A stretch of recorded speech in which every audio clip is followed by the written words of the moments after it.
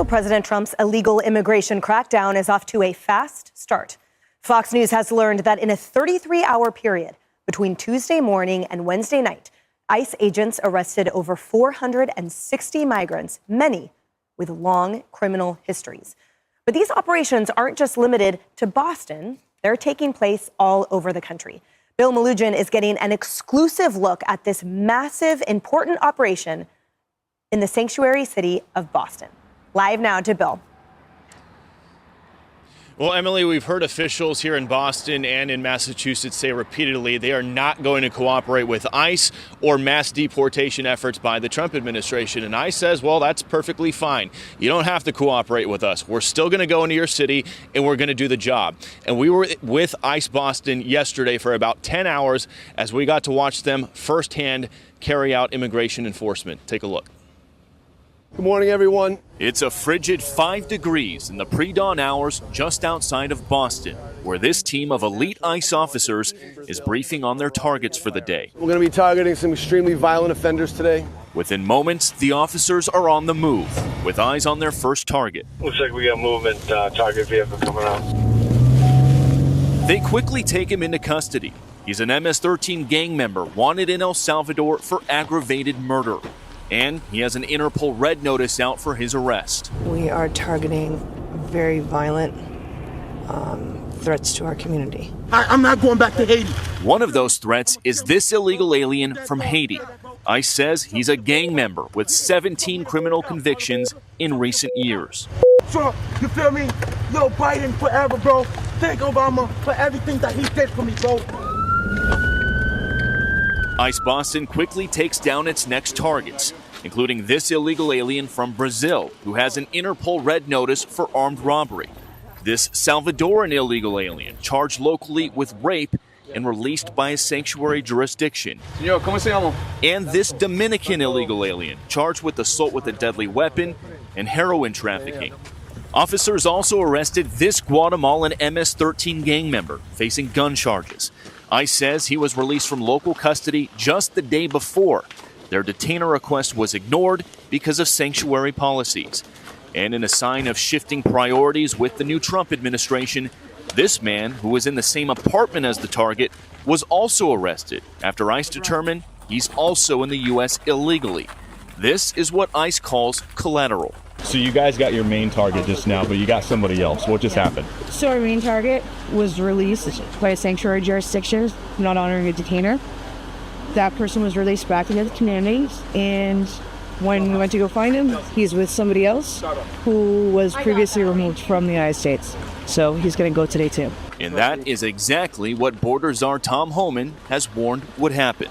When we find the bad guy, he's probably with others that are in the United States illegally. They may not be a criminal priority, but we're not walking away from them. ICE Boston says they will continue to go into sanctuary jurisdictions and do their job. Today was a good day. Today we took several significant public safety threats out of our communities.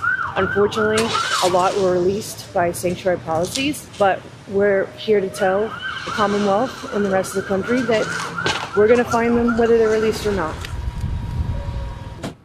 And guys, a quick note on some of the blurring we did in that story. We decided to hide the faces of the ICE officers, obviously, because a lot of them work undercover.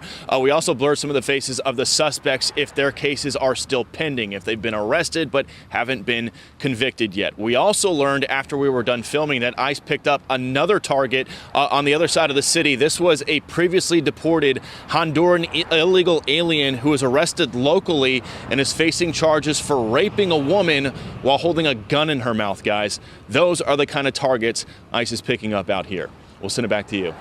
Bill Malugin, thank you. Kaylee, an absolutely frightening collection of individuals. Took 33 hours to get 461 out of the way. Amazing what a little bit of leadership, a little bit of gumption, and the mandate from the American people can do. And Emily, we were sitting there watching this, and you said 18 convictions for that Haitian individual. I mean, we were stunned to hear him say, bleep Trump.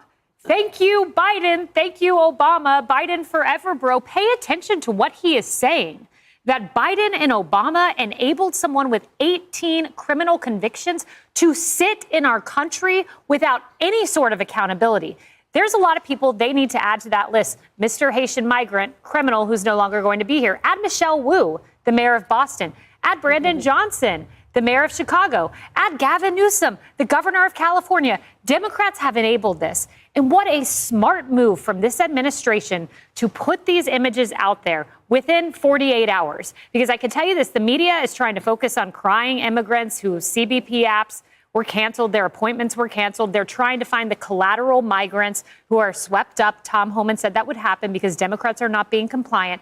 They're trying to find those stories. And the Trump administration says, here are the criminals that are going to make the next Laken Riley happen in this country. This is what we're doing, protecting women, girls, American citizens. And as Kaylee talks about the Laken Riley Act, Tom Homan warns these individuals, you will be arrested for these collateral individuals. You will be arrested for resisting this.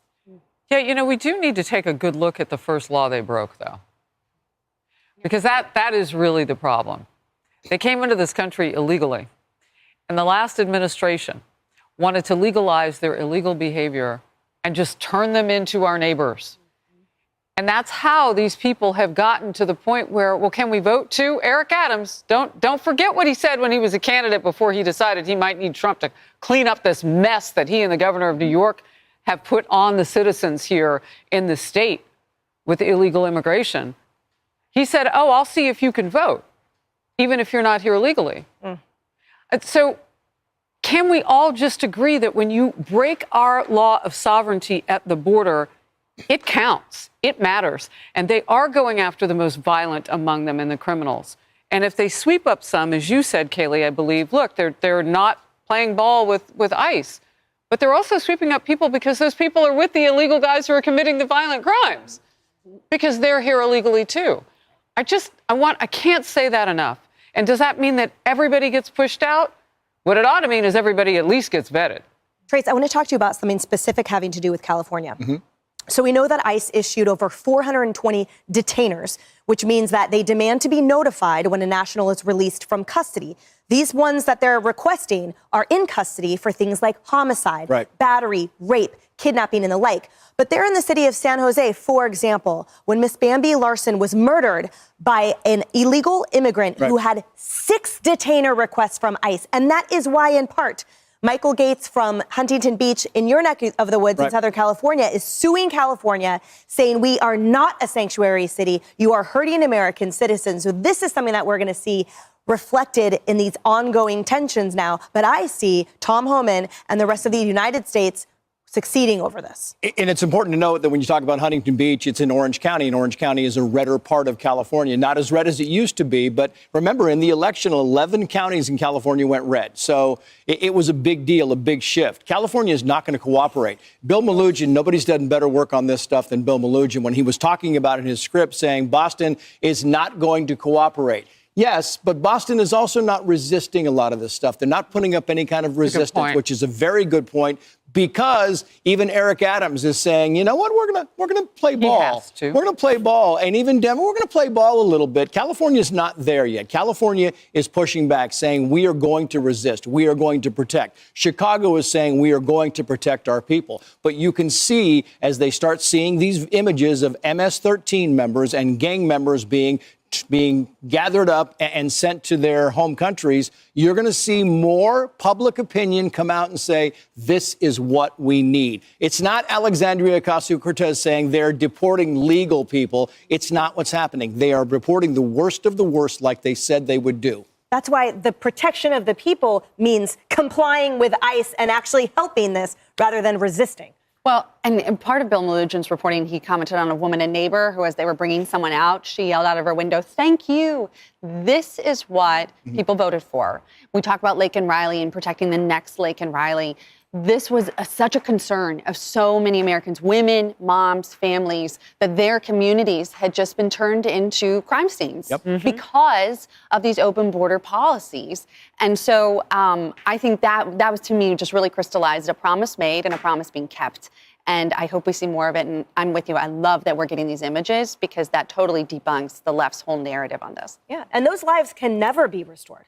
Those injuries can never be repaired. That trauma is permanent. So now this is just the first step in hoping rectifying that.